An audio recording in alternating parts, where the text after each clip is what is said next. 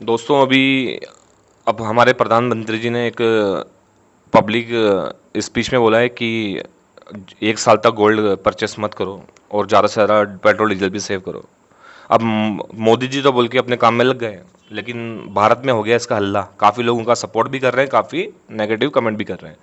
तो इसके पीछे लॉजिक क्या एक बार अपन समझ लेते हैं, और अगर हम ये करते भी हैं तो इससे हमें क्या फ़ायदा मिलने वाला है। देखो, होता क्या है कि हम जो इंडियंस है काफ़ी गोल्ड को सबसे अच्छा एक सेविंग का टूल मानते हैं, मतलब सबसे अच्छा इन्वेस्टमेंट मानते हैं अपन। और हम जो भी गोल्ड परचेस करते हैं वो सारा फॉरेन से इम्पोर्ट होता है। इंडिया में तो इसकी कोई माइंस है नहीं।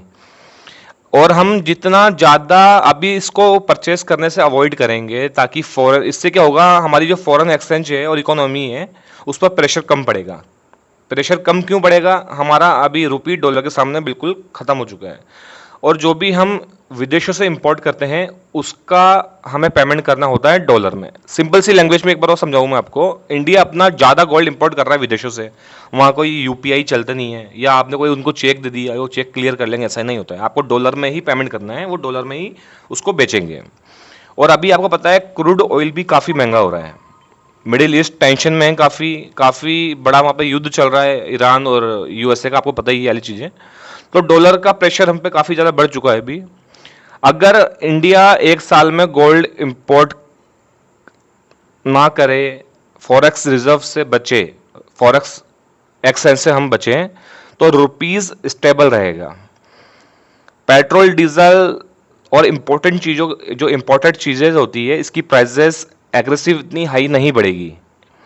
30 से 50% भी अगर गिर जाए तो देश का बिलियंस ऑफ डॉलर्स हम सेव कर लेंगे।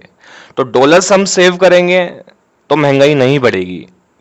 वापस मैं वही कह रहा हूँ, क्योंकि आप अपन जो गोल्ड खरीदते हैं, विदेशों से जो भी आइटम आता है, हमको उसको पेमेंट डॉलर में करना होता है। और डॉलर काफ़ी एक हमारे पास लिमिटेड स्टॉक में है इंडिया में।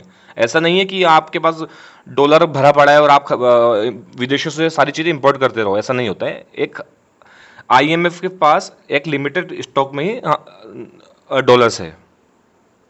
तो क्या होता है, देखिए इनका कलेक्शन कैसे है। मतलब देखो, रुपीज़ वीक होगा हमारा तो इंपोर्ट्स महंगा होगा, इंपोर्ट्स महंगा होगा तो पेट्रोल महंगा होगा, पेट्रोल महंगा होगा तो ट्रांसपोर्ट महंगा होगा, और ट्रांसपोर्ट महंगा हुआ तो सब चीज़ें ऑटोमेटिक बढ़ेगी। आपकी सब्जी, आपका जो हम डेली यूज़ में पेट्रोल डीजल ले रहे हैं उसका भी हमें एक्स्ट्रा पे करना पड़ेगा।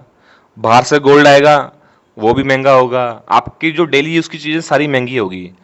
तो गोल्ड 1 साल आपने परचेस नहीं किया तो हमें डिमांड, इंडिया की डिमांड कम हो जाएगी। डिमांड कम होगी तो डॉलर हमें आगे ज़्यादा देना नहीं है।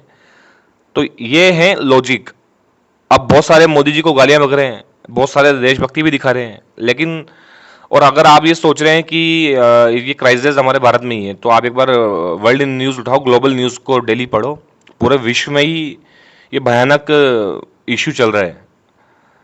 तो गोल्ड परचेस ना करने के पीछे ये लॉजिक है। हमारी जो फॉरेन करेंसी है वो सेफ रहेगी तो हमारी इकोनॉमी काफ़ी स्ट्रांग रहेगी। और आपको ये मेरा वीडियो अच्छा लगता है तो इसको शेयर कर दीजिए, लाइक कर दीजिए, और मिलते हैं अगले नेक्स्ट टॉपिक पर जल्दी।